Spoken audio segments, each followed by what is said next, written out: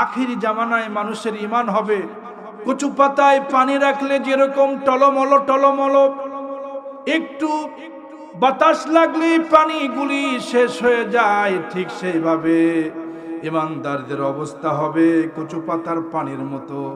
সকালবেলা মুমিন বান্দা হবে, বিকেল আস্তে আস্তে মুনাফিক হবে। সকালে বলবো আপনাকে আমি ভোট দেব, বিকালে আরেকজনে ভোট দিয়ে দেবে, সবাইরে দেবে। এরকম মুনাফিক বুঝি আপনাদের এই ধনট এলাকায় নাই? তাহলে আজকের আলোচনার সাবজেক্ট টপিকটা ভালো, কি বলেন, ঠিক কিনা?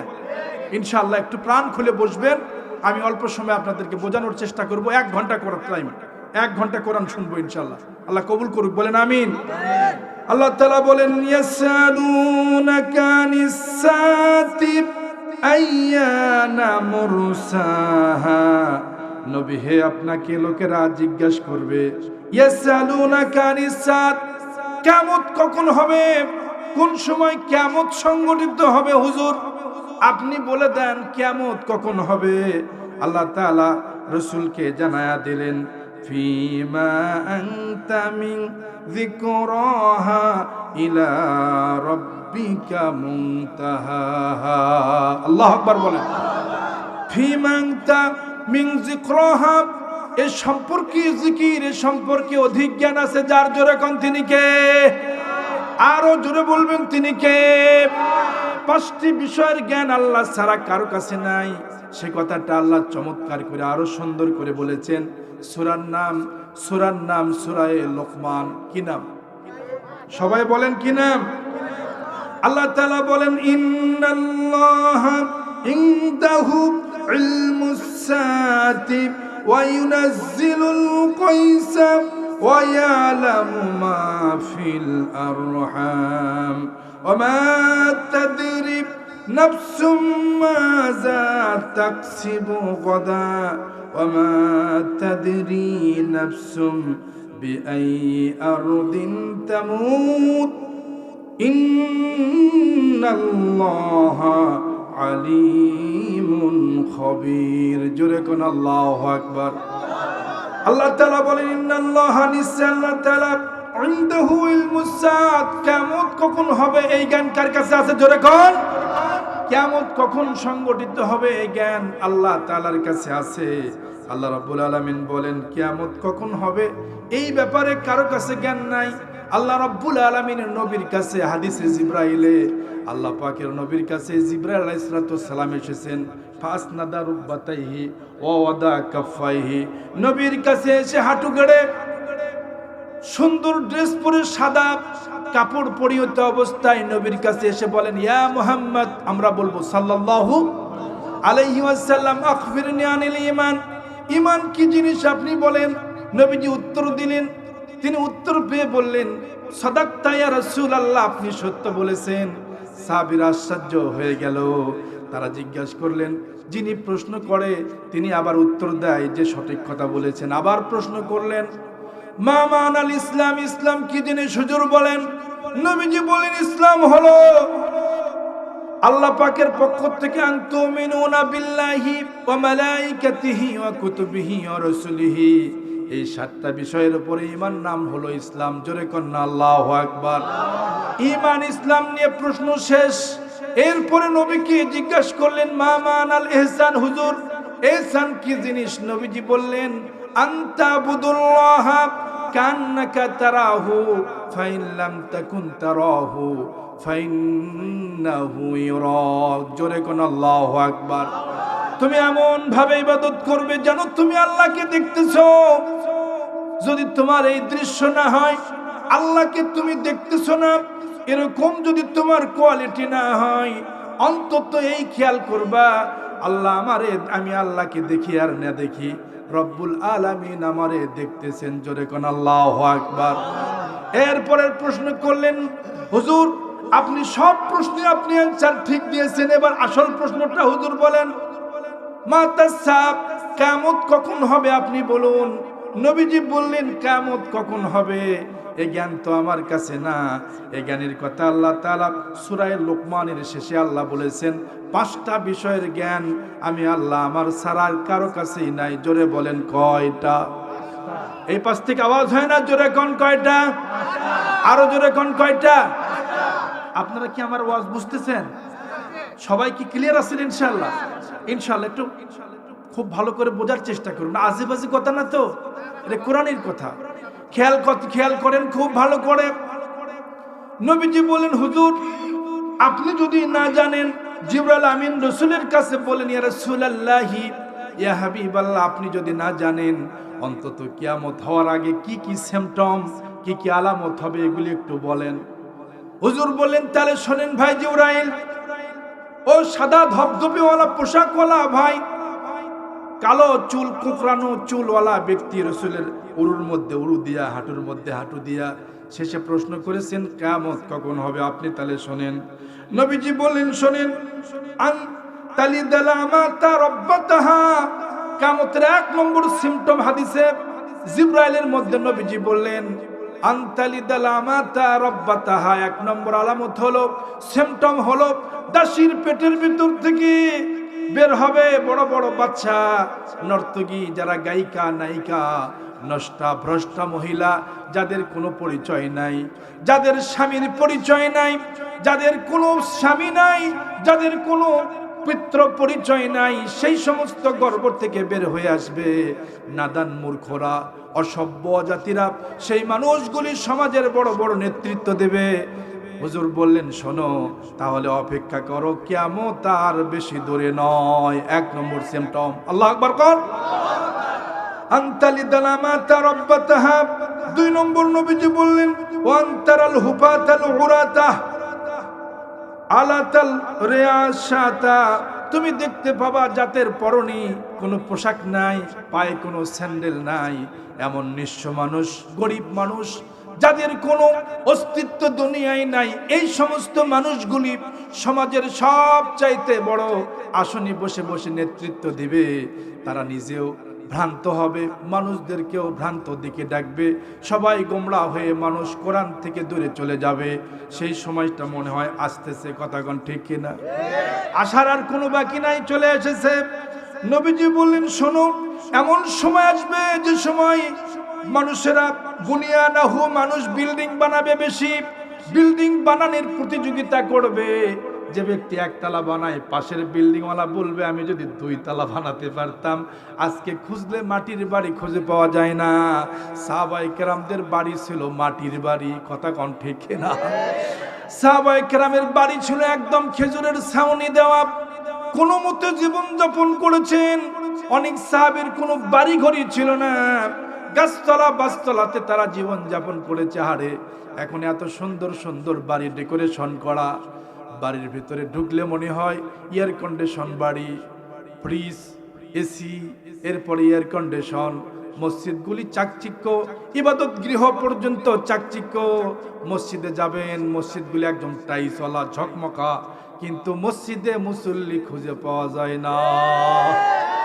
কিয়ামতের আলামত নবীজি আরো বলেন, শোনো বান্দারা, আখির জামানায় মসজিদ হবে ঝকঝকা, মসজিদ হবে টাইলসওয়ালা, মসজিদ হবে এয়ার কন্ডিশন বাতিওয়ালা, ঝাকঝিক হবে সব, মসজিদগুলি সব পাকা, মুসল্লিদের ঈমান হবে কাঁচা।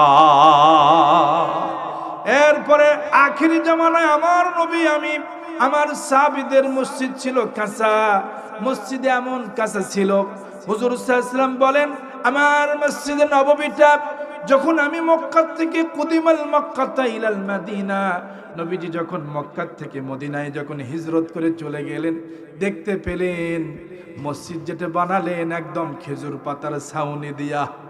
এমন সেজদা নবীজি দিয়েছেন, আকাশ থেকে বৃষ্টির পানি, নিচে বালি, এরপরে কাদা যুক্ত হয়ে আমাদের সামনে যে আসতেছে, যে দিনটা, যে মাসটাতে আমরা অপেক্ষা করতেছি, মাসটার নাম হলো রজব। কি মাস? সবাই বলেন। এই মাসে আল্লাহ বরকত দিয়ে ভরে দিয়েছেন। এই নবীজি এই মাসে বেশি বেশি করে একটা দোয়া করতেন, আল্লাহুম্মা বারিক লানা ফি রজব ওয়া শাবান ওয়া বাল্লিগনা রমাদান। দোয়াটা শিখে যান, একটা কোরআনের মাহফিল থেকে একটা দোয়া শিখে যান, কাজে লাগবে, জীবন লাভ হবে। হাসে খেলে সময় নষ্ট করে লাভ নেই, জীবন শেষ করছেন তো আপনারা। আমরা সবাই নিজের জীবনকে কুরবানি করছি, লাভ কি? কিছুই শিখি নাই, খালি বাহাদুরি, খালি সময় নষ্ট, হাসি খেলা, আল্লাহ করে জীবনকে নষ্ট করেছি। সবাই পড়েন আল্লাহুম্মা, সবাই বলেন আল্লাহুম্মা বারিক লানা ফি রজব ওয়া শাবান ওয়া বাল্লিগনা রমাদান। আয় আল্লাহ তাআলা, আপনি রজব আর শাবানে বরকত দাও, আমার জীবনী বরকত দিয়ে ভরে দাও। ওয়া বাল্লিগনা ইলা রমাদান, রমজান পর্যন্ত আমাদের হায়াত দিয়ে দাও, আমাদের হায়াতটাকে রমজান পর্যন্ত লম্বা বানায়া দাও। তুমি রজব শাবানে বরকত দাও, রমজান মাসে গুনাহ ঝরাও। মারহাবা বলেন। তুমি রজব শাবানে বরকত দাও, রমজান মাসে গুনাহ ঝরাও। সপ্তাহ ব্যাপী বরকত দাও, রমজান মাসে গুনাহ ঝরাও। তুমি রজব শাবানে বরকত দাও, রমজান মাসে গুনাহ ঝরাও। সপ্তাহ ব্যাপী বরকত দাও, জুমার দিনই গুনাহ ঝরাও, জুমার দিনই গুনাহ ঝরাও। লিল্লাহে তাকবীর। ঘুমাইছেন? ঘুমায় গেছেন? শুনবেন তো ইনশাআল্লাহ। তাহলে নবীজি বলেন, শোনো আমার উম্মতেরা, এমন সময় আসবে যে সময় মসজিদগুলি টাইলসওয়ালা হবে, ইমানদারদেরকে খুঁজে পাওয়া যাবে না, মসজিদ খালি। আমাদের দেশে বিগত সরকার প্রত্যেক থানায় একটা করে মসজিদ বানায় আছে, প্রত্যেক থানায় এত কারুকার্য করে মডেল মসজিদ বাংলাদেশে 500-এর উপরে, 500-এর উপরে মসজিদ বানায় আছে, 500-এর উপরে মসজিদ বানায় আছে। নবীজির সুন্নাত তরিকা চালু করে দিয়েছেন। কিন্তু দেখতে পেলাম, আমি গেলাম তেতুলিয়াতে গেলাম, গিয়ে দেখতে পেলাম ফজরের সময় কোনো মুসল্লি নাই। আমাদেরকে জিজ্ঞাসা করলেন, হুজুর কোন জায়গা থেকে এসেছেন? আমি বললাম বগুড়া থেকে। কেন এসেছেন? আমি বললাম সফরে এসেছি ভাই, ফজরের নামাজটা এখানে আদায় করব, তারপরে সেখান থেকে সূর্য উদয় দেখব, একটু আকাঙ্ক্ষা করে এসেছি। কয় হুজুর ফজরের নামাজে তো কোনো মুসল্লি নাই। আমি কই কেমন অবস্থায় এলাকায় কি কোনো মুসল্লি আসে না? কয় হুজুর দামি মসজিদ কিন্তু একটা মুসল্লি নাই, এই ইমাম সাহেব পারা মুসল্লি হচ্ছে মুয়াজ্জিন, কোনো মুসল্লি নাই। এত দামি মসজিদ বানায়া মুসল্লি যদি না থাকে, এটা কিয়ামতের আলামত। কথা কোন ঠিক কিনা? আজকে মসজিদগুলি খালি, বাজারগুলি গনগনা, বাজারে চার দোকানে মানুষের ভিড়, দোকানপাটে মানুষের ভিড়। আজকে কোরআনের মাহফিলটা জান্নাতে মানুষকে নিয়ে যাবে। এই জান্নাতের টিকিট বিক্রি হয় এখানে, জান্নাতের জন্য মানুষদেরকে ঘোষণা দেওয়া হয় এখানে। এই জায়গাটা জান্নাতের বাগান, এই বাগানে বসে না চার আড্ডায়, শয়তানের আড্ডায় বসে যায় এমন লোক আছে না নাই? নবীজি বলেন, শোনো আরো কিয়ামতের আলামত আছে। নবীকে বলা হলো, ইয়া রাসূলুল্লাহ, ইয়া হাবিবাল্লাহ, কিয়ামতের আলামত সিম্পটম গুলি আপনি বলুন। নবীজি বলেন, শোনো, একটা হাদিসে এসেছে, ওয়ান আলী রাদিয়াল্লাহু তাআলা قال قال رسول الله صلى الله عليه وسلم يوشك أن يأتي على الناس زمان لا يبقى من الإسلام إلا اسمه ولا يبقى من القرآن إلا رسمه مساجدهم عامرة وهي خراب من الهدى علماؤهم شر من تهتادهم السماع من عندهم تخرج الفتنة وفيهم تعود। জোরে কোন আল্লাহু আকবার।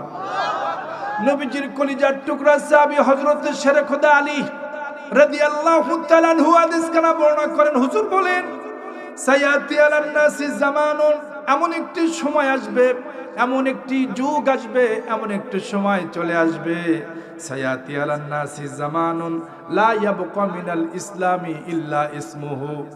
ইসলাম দুনিয়ায় থাকবে শুধু নামে, মুসলমান থাকবে শুধু নামে, মুসলমান শুধু নাম, কোনো মুসলমানের কাজ করবে না।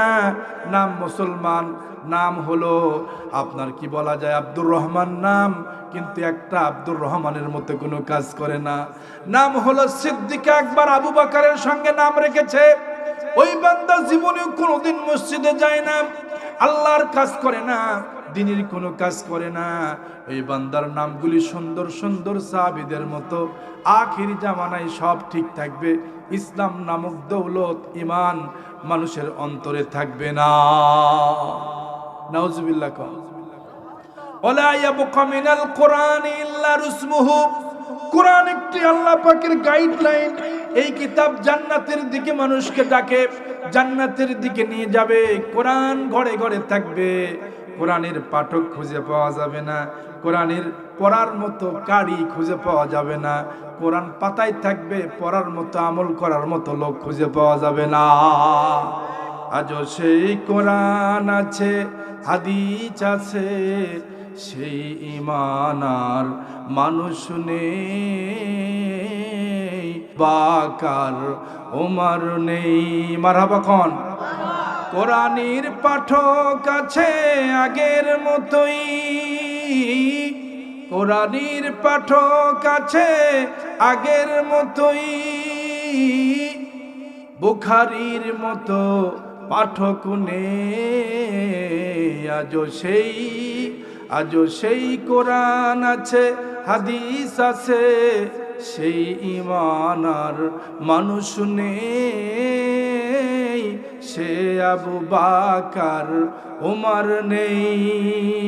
আজানি রসব আছে আগের মতোই, আজানি রসব আছে আগের মতোই, বেলালের সেই রূহ নেই, বেলালের সেই রূহ নেই। আজও সেই কোরআন আছে, হাদিস আছে, সেই ঈমান আর মানুষ নেই, সেই ঈমান আর মানুষ নেই। আল্লাহু আকবার কোন?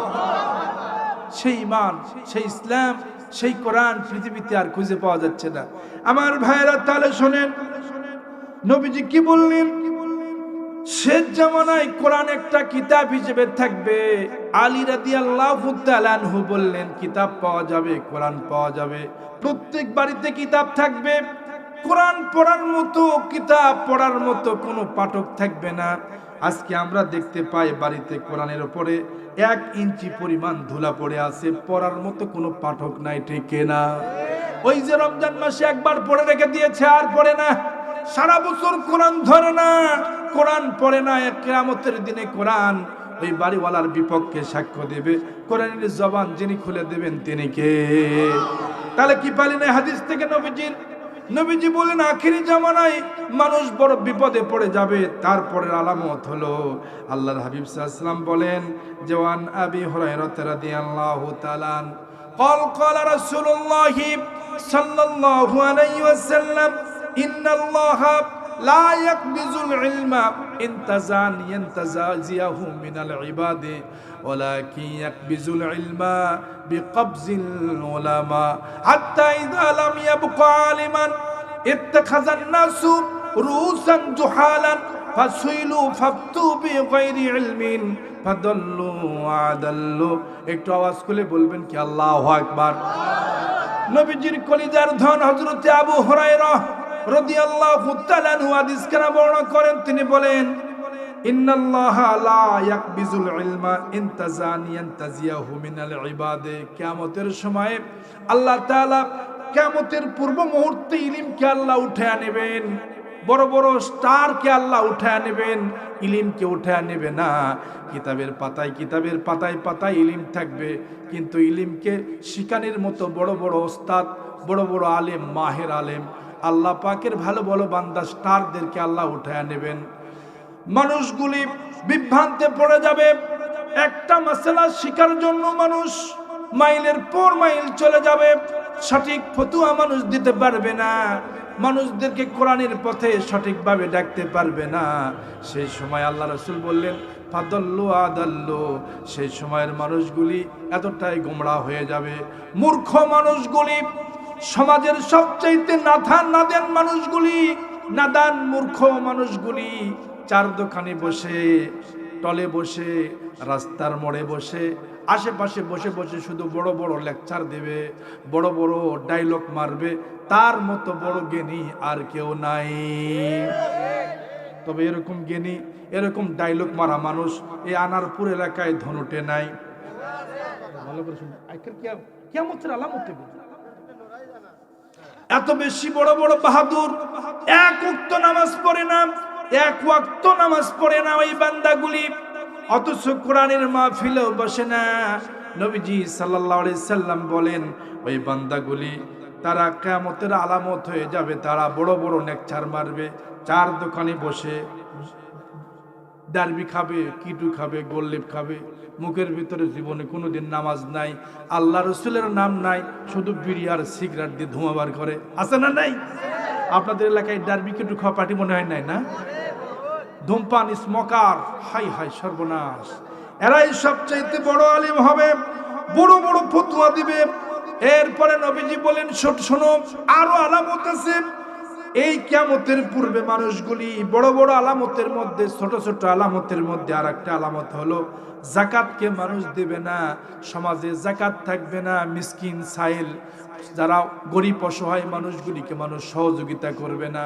এই যে শীত চলতেছে, এই শীতে মানুষ কাঁপতেছে, অনেক মানুষ আছে রেল লাইনের ইস্পাতের ওপরে মাথা দিয়ে খোলা আকাশের নিচে তারা ঘুম পাড়তেছে, একটা কম্বল দেওয়ার মতো জনগণ বাংলাদেশে ভালো নাগরিক সম্পদওয়ালারা আল্লাহর রাস্তায় দেবে না, এত টাকা পয়সা, এই টাকাগুলি আল্লাহর রাস্তায় খরচ করবে না, যাকাত সঠিকভাবে মানুষ আদায় করবে না, যাকাতকে জরিমানা মনে করবে, যাকাতকে মানুষ সবচাইতে বড় জরিমানা মনে করবে। এটা আল্লাহ বিধানটা কেন নাজিল করলো?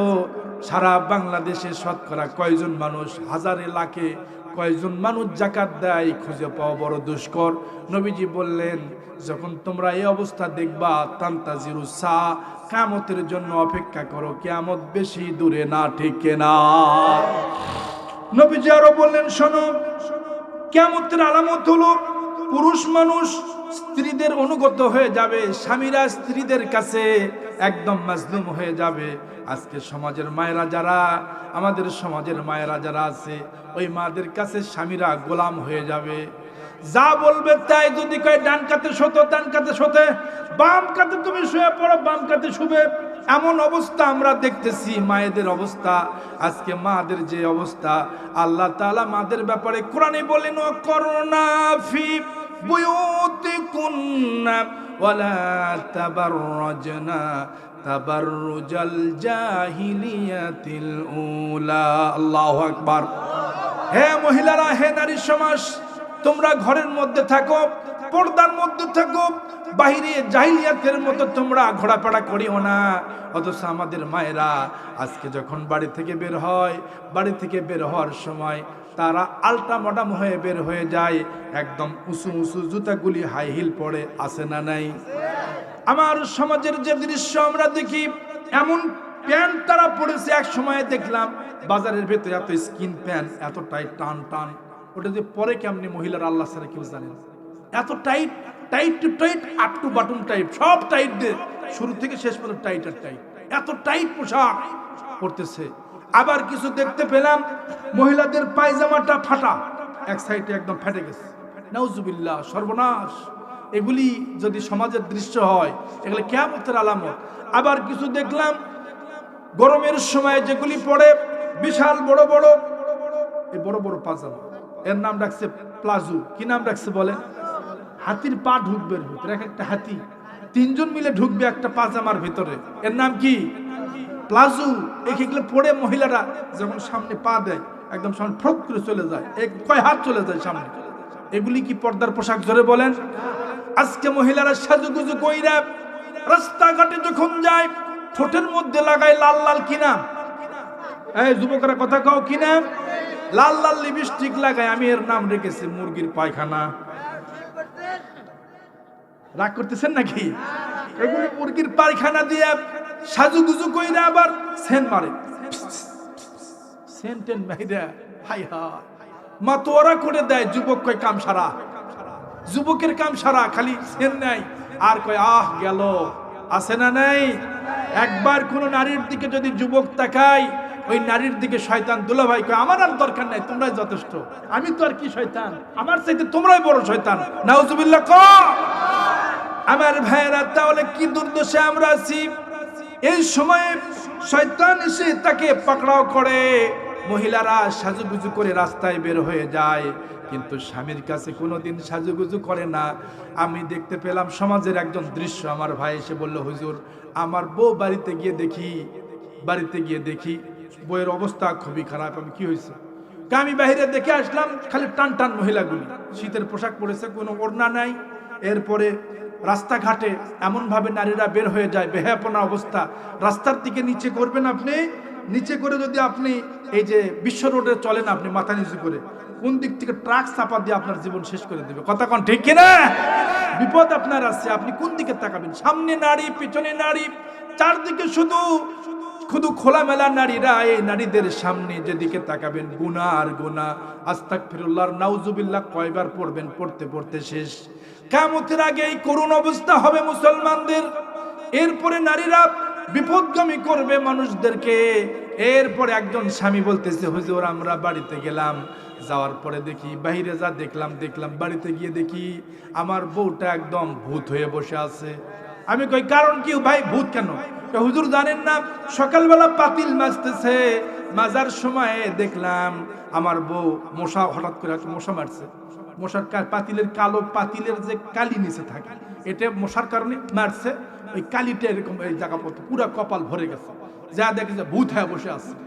বলতেছে বাহিরের দায় ভালো, বাহিরেই ভালো, ভিতরে ভূত বসে আছে। ভূত কথা কি বুঝতেছেন? ভিতরেরটা ভূত। আর আমার বইয়ের অবস্থা এমন যে সে লোকটা বলতেছে, হুজুর আমাদের নারীদের অবস্থা এমন, বাড়িতে যখন কোনো জায়গায় কোনো দাওয়াতি কাজে বা বিয়ের অনুষ্ঠানে যায়, এমন সাজে সাজতে 1 ঘন্টা 1.5 ঘন্টা খালি সাজতেই লাগে। একবার শাড়ি খোলে আর একটা পরে, আর একটা নয় আর একটা পরেই করতে সাজুগুজু করতে এত সাজুগুজু মানুষকে দেখানোর জন্য। স্বামীর কাছে কোনোদিন সাজগুজ দেখায় না। চিল্লা এখন ঠিক কিনা? আপনাদের এলাকায় কি অবস্থা আছে? তাহলে কিয়ামত বেশি দিন দূরে না। তাহলে আল্লাহ তাআলা এই কথাটাই বলতেছেন, নবীজি শোনো, আখিরি জামানায় এই করুণ দৃশ্য হবে। নারীরা মানুষদেরকে দেখাবে লৌকিকতা, নিজের সৌন্দর্য মানুষকে দেখাবে, পরনারীরা পরপুরুষকে দেখাবে। আর ঘরের স্বামীকে যাকে সব দেওয়া লাগবে, সব ভালোবাসা দেওয়া লাগবে, তাকে কিছুই দিবে না। আর শেষ সময়ে বলবে, তুমি আমারে কিছুই দাও নাই। কথা কন ঠিক না? স্বামীরা বলবেন আমরা সব দিয়েছি। এই যে মাসে নবীজি মেরাজ করে আল্লাহ পাকের বাড়ি গিয়েছিলেন মেরাজে, হুজুর সাল্লাল্লাহু আলাইহি সাল্লাম মেরাজ থেকে ফিরে এসে নবীজি সকালবেলা সুন্দর কাহিনী শোনাচ্ছেন এন্ডামেন্টাল টাইমে। সেই সময় আবু জেহেল এসে বলেন, ভাতিজা প্রতিদিন নতুন ঘটনা শোনাও, আজকে কোনো ঘটনা আছে নাকি? নবীজি বলেন, হ্যাঁ আছে, আজকে তো মেরাজের রাত, আমি সকালেই তো মেরাজ করে ফিরে এসেছি। তুমি জানো না চাচা, বিগত জীবনে যা দেখেছেন তার চাইতে আমারটা বড় দামি, অলৌকিক একটা ঘটনা আমার সঙ্গে ঘটেছে। আল্লাহু আকবার বলেন। কি ঘটনা ভাতিজা বলো? নবীজি বললেন, শোনো আমার চাচা, এই রজনীতে আমি আল্লাহ তাআলার হুকুমে বাইতুল্লাহ ঘুমাইছিলাম। সেখান থেকে আল্লাহ রাব্বুল আলামিন আমাকে উঠাইয়া আমাকে জিবরাইল আমিন 2 রাকাত নামাজ পড়লাম কাবার সামনে। জমজমের পানি দিয়ে ওযু করে চলে গেলাম আল্লাহর বাড়ি বাইতুল মাকদাস। সেখান থেকে আল্লাহ পাকের ঘর বোরাকে উঠলাম, বোরাক থেকে সপ্ত আসমান পাড়ি দিয়ে সিদরাতুল মুনতাহা থেকে আর একটা বাহন আসলো, নাম হলো রফরফ। সেখান থেকে আমি আল্লাহ পাকের বাড়ি 7 আসমান পাড়ি দিয়া 70,000 নূরের পর্দা পাড়ি দিয়া সকালে আবার দুনিয়ায় ফিরে এসেছি। আবু জেহেল বলতেছে, এতদিন আমার ভাতিজারে পাগল বলতাম, কোনো দলিল প্রমাণ আমার কাছে ছিল না। আজকে যে দলিল পাইছি, আরবের সব লোক আমার ভাতিজারে পাগল বলবে। নাউজুবিল্লাহ খান।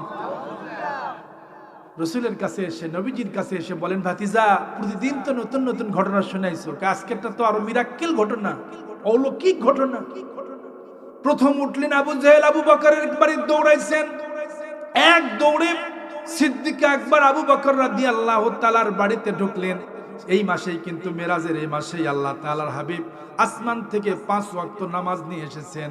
আল্লাহর বাড়ি মেরাজ থেকে ফিরে এসে রমজানুল মুবারকের 1 মাসের রোজা, 5 ওয়াক্ত নামাজ, 1 মাসের রোজা এই মাসে আল্লাহর হাবিব নিয়ে এসেছেন। আল্লাহু আকবার কোন। নবীজি শিক্ষা দিতেছিলেন সাহাবীদেরকে। আবু বকর রাদিয়াল্লাহর বাড়িতে যখন ঠোকা মারছেন, মারার সঙ্গে সঙ্গে আবু জেহেলের কণ্ঠ আবু বকর রাদিয়াল্লাহু চিনে পারছেন। চিনে বলতেছেন, কে গো তুমি? আমার নেতা, মক্কার কুরাইশদের বড় লিডার, আপনি তো গডফাদার, বড় লিডার, এত সকালে আমার বাড়িতে ব্যাপার কি? তুমি জানো না? ও আমার প্রিয় ভাই, তুমি জানো না তোমার নবী, তোমার হাবিব, তোমার বন্ধু আব্দুল্লাহর ছেলে মুহাম্মদ সাল্লাল্লাহু আলাইহি ওয়াসাল্লাম, তিনি নাকি আজকের রজনীতে এই ঘটনা ঘটেছে। আবু বকর রাদিয়াল্লাহু তাআলা শুনেই বললেন, আমি বিশ্বাস করে নিলাম, আমার নবী যদি এরকম ঘটনা ঘটে থাকে, তুমি যদি সত্য বলো, আমার আল্লাহ আমার নবীর মাধ্যমে এই ঘটনা ঘটে আছে। আল্লাহু আকবার বলেন। তিনি অনায়াসেই স্বীকার করলেন। এই খবরটাই মেসেজটা চলে গেল, নবীর দরবারে চলে গেল। সাহাবায়ে কেরাম রাদিয়াল্লাহু তাআলা আলাইহিম আজমাইন সবাই ঘটনাটা শুনতেছিলেন। আমার ভাইয়েরা, আমার বন্ধুরা, আবু জেহেল বলল, আবু জেহেল গিয়া বললেন, রে আমার ভাতিজা, প্রতিদিন যে ঘটনা ঘটে আছেন, এটা কি সত্য ঘটনা? নবীজি বললেন, শোনো, চমৎকার একটি ঘটনা তোমাদেরকে শোনালাম, এর চাইতেও দামি ঘটনা আপনাকে দেখাচ্ছি। আপনি তো বিশ্বাস করেন নাই। এই ইতিপূর্বে আপনার কাছে অনেকগুলি ঘটনা বলেছি, আপনি বিশ্বাস করেন নাই। হে আমার প্রিয়, হে আমার অত্যন্ত আদরের ভাতিজা, তাহলে আপনি বলেন কি কি ঘটনা? আপনি আমাকে বলেছিলেন যে হাতের মধ্যে যে আমি কি রেখেছি, কি আছে বলো। একদিন আবু জেহেল, আপনাদের কি কষ্ট হচ্ছে নাকি? খুব খেয়াল করেন। আবু জেহেল রাসূলের দরবারে এসে বলেন, ইয়া রাসূলুল্লাহ, বলো তো বেটা মুহাম্মদ, আমার হাতের মধ্যে কি আছে বলো তো। নবীজি বললেন যে হাতের মধ্যে যে বস্তুটা আছে সেটা যদি জবাব দেয়, আমি না বলে হাতের মধ্যে যে বস্তুটা আছে, এই যে নবীজি ধরে এরকম বলছেন, এই বস্তুটা যদি আপনাকে জবাব দেয়, তাহলে আমার চাইতে কি ওই বস্তু দিলে ভালো হবে না? আবু জেহেল বলতেছে, মারহাবা, এটা তো আরো অলৌকিক ব্যাপার। নবীজি লক্ষ্য করে হাতের বস্তুর দিকে লক্ষ্য করে বললেন, আরে হাতের বস্তু, আমার চাচার হাতের মধ্যে কি লুকায় আছে বলো। তুমি তাড়াতাড়ি করে বলে দাও হাতের ভিতরের বস্তুটা। প্রথমে নবীকে সালাম দিলেন, আসসালাতু ওয়াসসালামু আলাইকা ইয়া রাসূলুল্লাহ, আসসালাতু ওয়াসসালামু আলাইকা ইয়া হাবিবাল্লাহ। জোরে কোন আল্লাহু আকবার। হাতের ভিতর থেকে তিনি আওয়াজ করলেন, আশহাদু আল্লা ইলাহা ইল্লাল্লাহু ওয়াহদাহু লা শারীকা লা ওয়া আশহাদু আন্না মুহাম্মাদান আবদুহু ওয়া রাসূলুহু।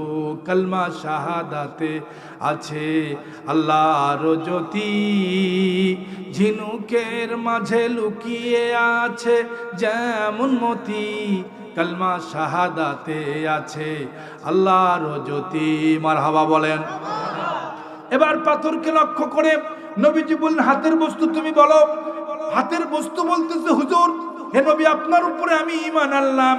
আমার হাতে আপনার যে চাচা আবু জেহেলের হাতের মধ্যে যে বস্তুটা আছে তার নাম হলো পাথর, তার নাম হলো পাথর। আমি ছোট্ট ক্ষুদ্র একটা পাথর, কিন্তু আপনার ওসিলায় আল্লাহ আমাকে কথা বলার শক্তি দিয়েছে। আল্লাহু আকবার কোন।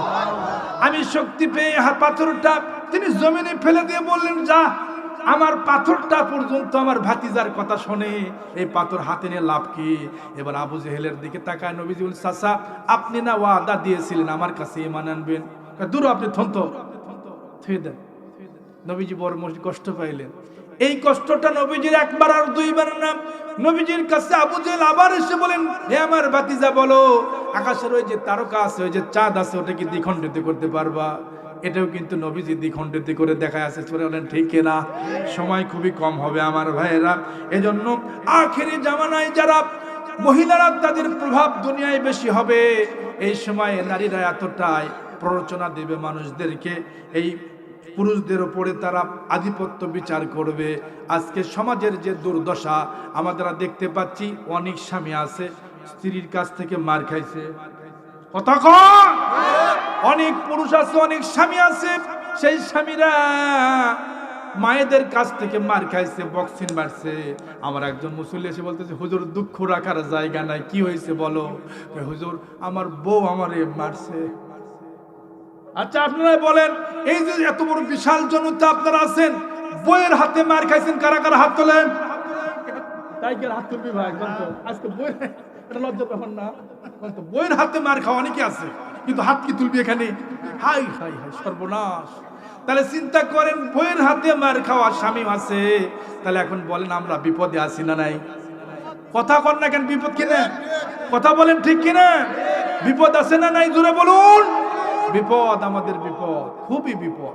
তাহলে আল্লাহ তাআলা নবীজি এই কথাগুলি বললেন, এই অবস্থা হবে কিয়ামতের আগে। নবীজি আরো বললেন, শোনো, আজ কিয়ামতের আগে মানুষগুলি পিতামাতাকে ভুলে যাবে, বন্ধু বান্ধবের সাথে মানুষ সম্পর্ক রাখবে, দূরের লোকদের সঙ্গে সম্পর্ক রাখবে, আর পিতামাতাকে বৃদ্ধাশ্রমে রাখবে। বাবা মাকে তারা সম্মান দেবে না, বাবাকে মাকে খাবার দেবে না।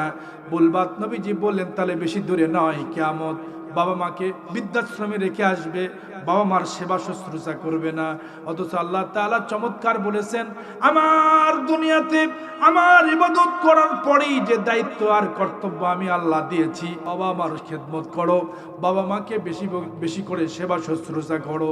আল্লাহ এই কথা কোরআনী সূরা বানী ইসরাঈলে চমৎকার করে বলে দিয়েছেন। সময় হবে না আমার ভাইয়েরা। এরপরে আসেন, বন্ধু বান্ধবদেরকে নিকটতম মনে করবে, আর বাবা মাকে লাথি মেরে দূরে সরে দেবে, বাবার দিকে চোখ রাঙিয়ে রাঙিয়ে কথা বলবে, বাবা মাদেরকে গলায় ধাক্কা দেবে। দেখতে পেলাম কিছুদিন আগে, দেখলাম সোশ্যাল মিডিয়ায়, নিজের সন্তান হয়ে নিজের মাকে মেরেছে। সন্তানটার এই করুণ দৃশ্য দেখে মা বলেছে, আল্লাহ, আমি ওই সন্তানকে পেটে ধারণ করেছি, সন্তানটা বোঝে নাই। কি দয়ার মা! মার মতো দরদি পৃথিবীতে আর হয় না। সন্তানটা আবার মারতে যায়, মা বলে, বাবা আর মারিস না রে, তোরে আমি পেটে রেখেছি। সন্তান কোনো কথা বলে না, আবার মারে, বড় ব্যথা ঘাত দিয়ে মারতে লাগলো। সন্তানের দিকে তাকায় বলে, বাবা তুই আর কত মারবি, মার, আমি তোরে কষ্ট দিব না, তোর ব্যাপারে আমি কমপ্লেন করব না। এলাকার লোকেরা এসে ছেলেটার কাছ থেকে ব্যাট কাড়ে নিল, লাঠিটা কেড়ে নিল। সন্তানকে বলল, শোনো, তোমার মায়ের মতো মা পৃথিবীতে আর পাবা না। মা ধন যদি একবার দুনিয়ার থেকে চলে যায়, তুমি কার হাতে হাত তুলেছো? সন্তানটার জন্য মা ফেঁপে ফেঁপে কাঁদলো, আর বলল, আল্লাহ, এই সন্তানটাকে আমি পেটে ধারণ করেছিলাম, এই সন্তানটাকে আমি দুগ্ধজাতক সন্তান, তাকে আমি মানুষ করেছি, কোলে নিয়ে নিয়ে মানুষের বাড়িতে আমি খাটি খেটেছি, মানুষের বাড়িতে আমি রান্না বান্নার কাজ করে দিয়েছি, গোয়াল ঘরের কাজ করে দিয়া কিছু মুনাফা পেয়েছি, তা নিয়ে এসে আমার সন্তানের মুখে দিয়েছি, বড় করেছি। আল্লাহ, আমার সন্তানটা বোঝে নাই, ওরে তুমি মাফ করে দাও। এই হলো সমাজের করুণ পরিণতি। নবীজি বলেন, আরো পরিণতি হলো, মসজিদগুলি শোরগোল হবে, মসজিদে মানুষ মুসলমান নামাজ পড়তে যাবে, মসজিদের ভিতরে দুনিয়াবি খালি কথা আর কথা, একটা ইবাদত খানায় ইবাদতের কোনো কাজ নাই, খালি গল্প। আজকে বাজার কি হলো, ওই বাড়ির খবর কি, সেই বাড়ির খবর কি, দুনিয়াবি সব আলাপ। মসজিদে গিয়ে মসজিদ হয়েছে আজকে ইবাদত গৃহ, সেই জায়গাটা আজকে শোরগোল দিয়ে ভরে গেছে। কথা কোন ঠিক কিনা? আপনাদের এলাকার কি অবস্থা? কোন সব একই অবস্থা না? মসজিদগুলিতে আজকে শুধু রাজনীতির আলাপ, এরপরে দুনিয়াবি আলাপ, যত নোংরা কথা, ফায়সা কথা, সব গীবত, শিকায়েত, পরনিন্দা আছে না নাই? জোরে কোন? সবগুলি মসজিদগুলিতে ভরা। এই কথাগুলি নবীজি বলেছেন, শোনো, নিকৃষ্ট ব্যক্তিগুলি, ফাসিক ব্যক্তিগুলি সমাজের নেতা হবে। এরপরে নবীজি বললেন, গায়িকা নায়িকারা বড় নাট্যশালা করবে, এমন অবস্থা হবে সমাজের ভিতরে গায়িকার নায়িকাদের প্রভাব এত বেশি হয়ে যাবে, মানুষেরা কোরআনের মাহফিল বাদ দিয়া গানের মন সাজাবে, গান বানাবে, ডিজে পার্টি, এরপরে নাচের অনুষ্ঠান, গানের অনুষ্ঠান, ধুম্মাচালো অনুষ্ঠান আছে না নাই? যা হোক আর তা হোক, যুবকেরা ও তরুণীরা ও নবীনীরা, শোনো ভালো করে, যখন কোনো বাড়িতে বিবাহ অনুষ্ঠান হয়, সারা রাত ধরে নাচানাচি করে, এরপরে কাপড় খুলে সারা রাত ধরে গানের আড্ডায়, এরপরে মদ খায়, এরপরে বিভিন্ন লাল পানি খায়, ছোট ছোট বাচ্চারা টাইগার খায়। কি খায়? টাইগার খায়, স্পিরিট খায়। খেয়ে বললাম যে কি কয়? হুজুর হ্যাপি এনার্জি। আমি কই, তুমি যে হ্যাপি এনার্জি করতেছো সোয়াল, ও বাবা, তোমাকে যে ফেরেশতারা ডাং নিয়ে বসে আছে, তুমি কেন এটা খাইছো? এর ভিতরে অ্যালকোহল আছে, এর ভিতরে নেশা জাতীয় জিনিস আছে। ছোট্ট বাচ্চা তুমি কেন এগুলি খেয়েছো? কে হুজুর সবাই খায়, আমিও খাই। এরপরে কাপড় খুলে নাচানাচি করে, গায়ে করে। এরপরে ছোট ছোট থেকে বড় বড় মহিলা এসে এই অনুষ্ঠানগুলি চালায়। আল্লাহর নবী বললেন এই গায়িকার নায়িকার কিয়ামতের আগে বেশি উৎপাত হয়ে যাবে। জোরে কন নাউজুবিল্লাহ। এগুলি হলো আমানতগুলি থাকবে না। মানুষের কাছে যে রাষ্ট্রীয় সম্পদগুলি দেওয়া হবে, এই সম্পদগুলি মানুষ সঠিক খাতে ব্যয় করবে না, মানুষেরা বিপদগামী হবে। রাষ্ট্রের বড় বড় দামি দামি নেতাগুলি তারা সম্পদগুলি রাষ্ট্র থেকে এনে নিজের আয়ত্তে নিয়ে আসবে, সব সম্পদগুলি মেরে খাবে, বিদেশে প্রচার করবে, বেগম বাড়ি বিদেশে বানাবে। কথা কোন ঠিক কিনা? রাষ্ট্র থেকে, সংসদ ভবন থেকে সেখানে একটা বাজেট হবে, বাজেটে লিখে দেওয়া হয় গরিব মিসকিন বিধবা ইয়াতিমদেরকে খাবার দাও, কম্বল দাও, এরপরে ত্রাণের টাকা দাও, বিধবাদেরকে বিধবা উৎসবের ভাতা দাও, সকল নাগরিকদেরকে খাবার দাও, তেল দাও, চাল দাও। ওই সমস্ত নেতারা, নেতার চামচারা, কষ্ট পাইলেন? নেতার চামচারা বিগত দিনে আমরা দেখেছি সেই বাজেটকৃত টাকাগুলি, তেলগুলি এক নেতার বাড়িতে সাংবাদিক গেছেন, খুব খেয়াল করেন, সাংবাদিক গিয়ে বলতেছেন ভাই শুনতে পেয়েছি আপনার বাড়িতে নাকি তেলের গুডাউন আছে, বড় বড় 5 কেজি তেল, 8 লিটার তেলের যে বোতল, এগুলি নাকি আপনার বাড়িতে আসে তল্লাশির জন্য আমরা এসেছি। নাই কোনো জায়গাতে আপনারা কি আইনের ভয় দেখাইছেন? কোনো ভয় হবে না, আমরা বড় বড় সাংবাদিক, আমাদের সাথে পুলিশ বাহিনীও আছে। বাড়ির ভিতরে তল্লাশি নেওয়া হলো, খুঁজতে খুঁজতে আপনার বড় বড় গুডাউনের ওপরে তেল পাওয়া গেল। এমনকি খুঁজতে খুঁজতে খালি বোঝায় তেল পুরা বাড়ি। এরপরে খাটের নিচে আছে তোষক, তোষকের নিচে পারং যখন উঠাইছে দেখে পুরা খাট বিছানো শুধু তেল আর তেল। বিগত দিনে এরকম গরিবের ধন মেরে খেয়েছে এরকম নেতা আমাদের দেশে ছিল কিনা? জোরে বলেন ছিল কিনা? এরকম নেতা আর দেখতে চাই না, ঠিক কিনা বলে? এরকম সরকার, এরকম নাগরিক আমরা দেখতে চাই না। যে সমস্ত মানুষগুলি রাষ্ট্রের সম্পদগুলি, আমানতগুলি খেয়ে নষ্ট করবে, ইজা দুইয়াল আমানাতু তানতাজিরু সা। নবীজি বলেন শোনো আমার উম্মত, যখন সম্পদগুলি, মানুষের টাকাগুলি আত্মসাৎ করে খাবে, রাষ্ট্রের টাকাগুলি নিজের টাকা মনে করে খেয়ে ফেলবে, তানতাজিরু সা, তখন মনে করো কিয়ামত অতি তাড়াতাড়ি, বেশি দূরে নয়, বেশি দূরে কিয়ামত নয়। এগুলি ছিল সুগরা, আর আলামাতু ইয়াউমুল কিয়ামার বড় বড় আরো আলামত আছে, সেগুলি হলো কোবরা। জোরে বলেন বড় বড় আলামত 7টা। জোরে কোন কয়টা? শুনবেন না বাড়ি যাবেন? শুনবেন? আমি তো আল্লাহর কাছে 5টা জিনিস ইলম, এছাড়া আর কারো কাছে নাই। 1 নম্বর হলো কিয়ামত কখন হবে, এই খবর কার কাছে আছে? এই 1 নম্বর পয়েন্ট চলতেছে। নবীজি বলেন শোনো, আলামাতুস সুগরা, অনেকগুলি আলামত আছে, আরো বলার সময় হবে না। আলামাতুল কুবরা নবীজি বললেন আমার সাহাবীরা শোনো, কিয়ামতের আগে বড় বড় যেগুলি বিপদ আসবে, আলামত আসবে, তার মধ্যে 1 নম্বর আলামত হলো, আলামতে কুবরা, বড় আলামত হলো ইমাম মেহেদী আলাইহিস সালাম পৃথিবীতে চলে আসবেন। তার বয়স যখন 40 হবে, সমস্ত হজের যাত্রীরা হজ করতে যাবেন, হজের সময় মানুষ তাকে চিনতে পারবে, তিনি হবেন জামানার সেরা ইমাম, নাম হলো ইমাম মাহদী। কি নাম? ইমাম মাহদী আলাইহিস সালাম। এই যে আমার ছাত্র ইমাম, নাম হলো মেহেদী, নাম রাখছে ইমাম মেহেদী।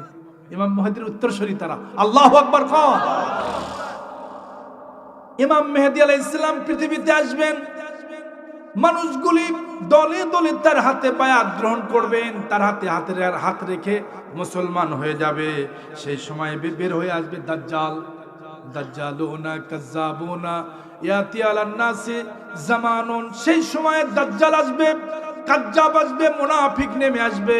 দাজ্জালের কানা, দাজ্জাল কপালের মধ্যে বড় একটা চোখ থাকবে, বিশাল বড় পাওয়ার আল্লাহ তাকে দান করবে। 2 নম্বর সিম্পটম আলামত হলো কিয়ামতুল আলামত ইয়াউমুল কিয়ামার বড় বড় যেগুলি কিয়ামতের আলামত, তার মধ্যে 2 নম্বরটা হলো দাজ্জাল পৃথিবীতে আবির্ভাব হবে। পৃথিবীতে দাজ্জাল চলে আসবে, তাকে আল্লাহ বিশাল পাওয়ার দিবেন, ক্ষমতা দিবেন। হাতের মধ্যে থাকবে জান্নাত, বাম হাতে থাকবে জান্নাত, ডান হাতে থাকবে জাহান্নাম। ফু মারবে, জান্নাত হয়ে যাবে। কি মনে করেন পাওয়ার কম না? আবার ফু মারবে, জাহান্নাম হয়ে যাবে। এক ফুতে তখন দেখতে পাবে মানুষ জান্নাতের ভিতরে বালাখানা। যারা বেঈমান হবে, যারা ইমানদার মানুষ হবে না, এই মানুষগুলি দেখেই বলবে যে হ্যাঁ আপনি বড় খোদা, আপনি আমাদের বড় পাওয়ারফুল। ঈমান আনার উপরে, এই দাজ্জালের উপরে ঈমান আনবে, ফু মেরে বলবে জান্নাতে চলে যা। আসলে সেটা জান্নাত না, সেটা হবে জাহান্নাম। কথা কোন ঠিক কিনা? জাহান্নামের ভিতরে চলে যাবে। এরপরে ইমানদারকে সামনে নিয়ে আসা হবে, বলবে হে বেটা আমার উপরে ঈমান আন। কয় না, তুমি যে কয় নম্বরের 2 নম্বর, আমি তোমাকে ভালো করে চিনি। তোমার কানে, তোমার কবলের মধ্যে লেখা আছে কাফের কাফের কাফের লেখা, তোমারে আমি চিনি। কয় তোমারে আমি মারবো। কয় মারো। কয় তোমারে ফাঁসি দিব। কয় ফাঁসি দাও। গলাটা ধরে, একদম বিশাল বড় লম্বা হবে গলাটা, এরকম ধরবে, এক গলার চিপ মেরে ধরে বলবে তোকে আমি এখানে একটা আছাড় দিব, জমিনের ভিতরে নারী পুরি সব বের হয়ে যাবে। কই মারো। 2-1টা মারবে, মানুষ ত্রাস সৃষ্টি হয়ে যাবে। মানুষের যার কাছে যাবে সেই ভয় পাবে। ইমানদারদেরকে ধরে ধরে পায়ের নিচে ফেলে কুসুপ মানে আপনার ডলবে, পিঁপড়া যেরকম ডলে সেরকম ডলে ফেলবে, একদম নিষ্প্রাণ করে দেবে। মানুষ বলবে তারপরে ঈমান আনবো না। কই তোরে আমি জাহান্নামে ফালায় দেবো। কই দাও। কই তোরে আমি ফাঁসির মঞ্চে নিব, তোকে দাও দাও। কয় তোমারে আমি গলা টিপে মেরবো। কয় মারতে পারো, সব মারতে পারবা, আমার ভেতরের ঈমান তুমি কেড়ে নিতে পারবা না। আল্লাহু আকবার। এই ঈমানটার দাম অনেক বেশি, তুমি পারবা না। এবার দাজ্জাল তাকে ধরবে, কানা দাজ্জাল তার দিকে আগায় যাবে। এবার তাকে বলবে তোকে আমি জাহান্নামে ফালায় দেখে দেন। এবার ওই আহত মানুষটাকে একদম কোনো মতে প্রাণটা আছে, ওই মানুষটাকে জাহান্নামের আগুনে ফালায়া দেবে। দেখতে পাবে জাহান্নাম যেটা, সেটা আসলে জাহান্নাম না, ওটা জান্নাতের বালাখানা। জোরে বলেন না আল্লাহু আকবার। এরকম অনেক জালিমরা পৃথিবীতে এসেছিলেন, তারা নবীদেরকে আগুনের মধ্যে ফালায়া দিয়েছেন। আমাদের জাতির পিতা একজন নবী, সেই নবীকে আগুনের মধ্যে ফালায়া দিয়েছিল। সেই নবীর নাম কি? আপনারা তো ভারী ওয়াজ পারেন, আমার তো ওয়াজের পয়েন্ট শেষ, আর তো ভালো লাগতেছে না। কি বাবা মহাসিন শেষ করে দিন নাকি? এবার খেয়াল করেন, তাহলে আপনারা আমাকে যে সময় দিয়েছেন, যে টপিকটা ধরছি, এটি আরো 10 ঘন্টা ওয়াজ করা লাগবে, তাহলে মোটামুটি ফিনিশিং হবে। একটা টপিক 2 ঘন্টা করে, 5 2 10, কি বলেন ভাইজান? তাহলে মোটামুটি ওয়াজ শোনান যায়। আপনারা উঠেই আসলে আপনাদের মতলবটা আসলে ওয়াজ শোনান না, তাফসীর শোনান না। কি দরকার? মাল দরকার। সেটা তো হয়ে গেছে মোটামুটি, তাহলে মাহফিল তো আর বেশিক্ষণ লাগে না। কষ্ট পাচ্ছেন আপনারা? তাহলে শিয়াল করেন। এবার শোনেন, এবার রাসূল সাল্লাল্লাহু আলাইহি ওয়াসাল্লাম বললেন সেই দাজ্জাল আমার উম্মতদেরকে ধরবে, এরপরে জাহান্নামে ফালায়া দেবে। কোনো মতে সে তাদের ঈমান নিয়ে জান্নাতে চলে যাবে, কোনো মতে ঈমান থাকবে। ঈমান যায় আসে যায়। কোনো মতে নারীর উপর হাত দিলে যেরকম মরজে মউতের সময় মানুষের কোনো মতে নারীটা পাওয়া যায়, আবার স্পন্স যেটা হয় সেটা যায় আবার আসে। একদম মরজে মউতের সময় যে দশা, ইমানদার সেই দশা হয়ে যাবে। আমার ভাইরা, নবীজি বলেন শোনো আমার উম্মতেরা, সেই সময়ে আমার উম্মতের পূর্বে যেগুলি উম্মাত ছিল, সেই উম্মাতদেরকে যেরকম তাদের নবীদেরকে আগুনে ফালায়া দিয়েছে। নমরুদ বলল তুমি বেশি বাড়াবাড়ি করিও না, তোরে আমি আগুনে ফেলবো।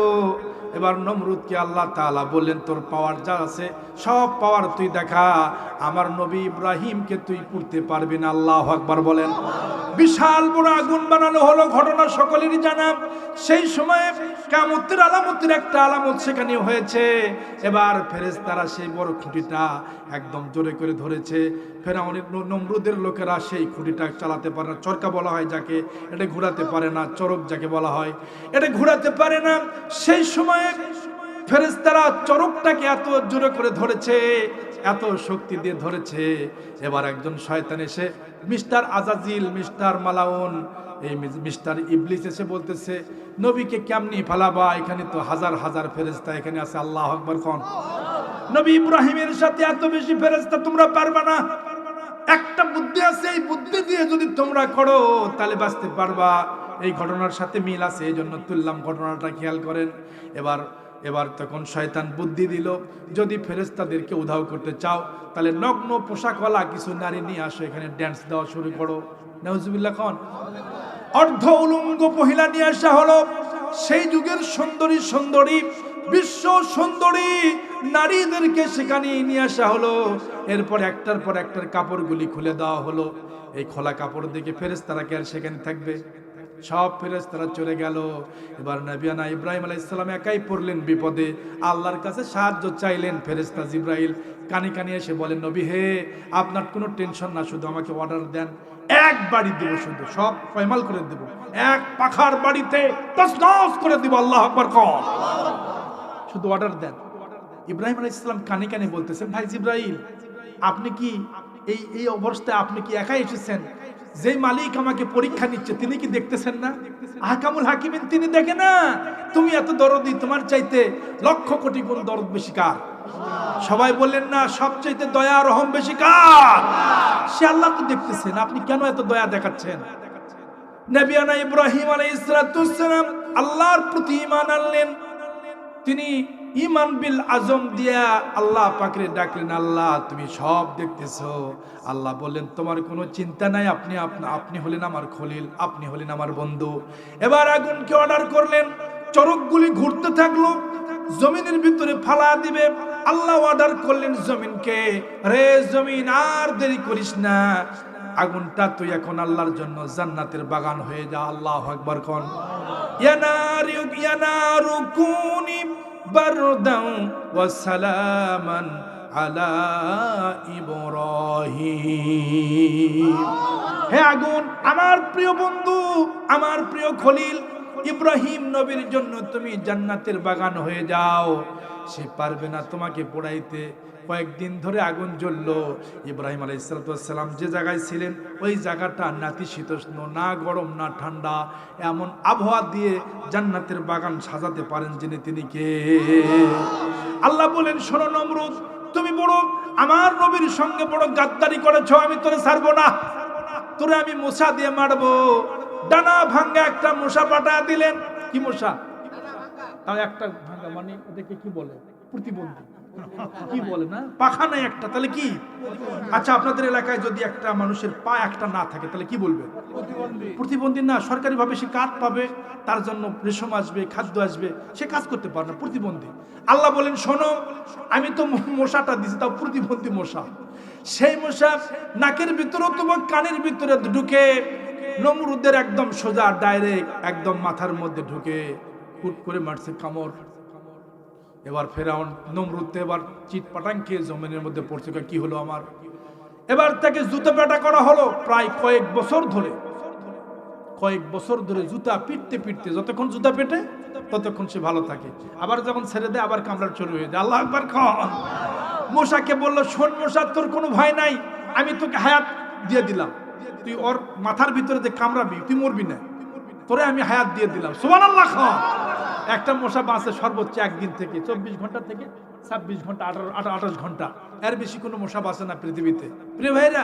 অথচ সেই মশাকে আল্লাহ এত লম্বা হায়াত দিয়ে দিলেন, বছরের পর বছর তার মাথার ভিতরে কামড়ায়। এক পর্যায়ে তাকে জুতো পিটা করতে করতে একজন তার দাস রাগের ঠেলায় তার খরম দিয়া এত জোরে করে মাথায় মারছে বাড়ি, মাথাটা 2 ভাগ হয়ে গেছে। আল্লাহু আকবার।